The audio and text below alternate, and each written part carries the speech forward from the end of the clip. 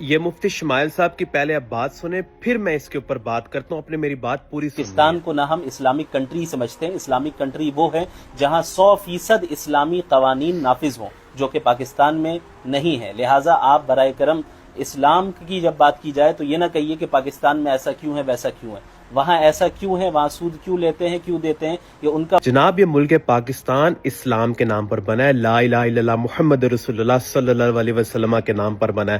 ہاں، اب یہ کہہ سکتے ہیں کہ ملک کے حکمرانوں کی وجہ سے پاکستان میں اسلامی نظام قائم نہیں ہو سکتا۔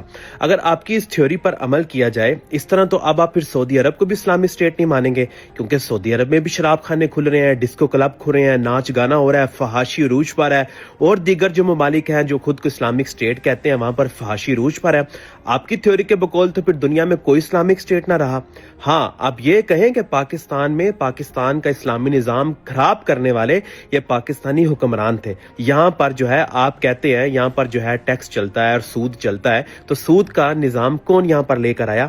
قائد اعظم نہیں، یہ ملک نہیں، بلکہ یہاں کے حکمران لے کر آئے۔ آپ نے جو ہے پورے کے پورے ملک کو ہی غلط کہہ دیا۔ ہم آپ کی عزت کرتے ہیں تب تک جب آپ اسلام کا دفاع کریں گے، لیکن جب آپ ملک پاکستان پر بات کریں گے تو اس پر ہم کوئی کمپرومائز نہیں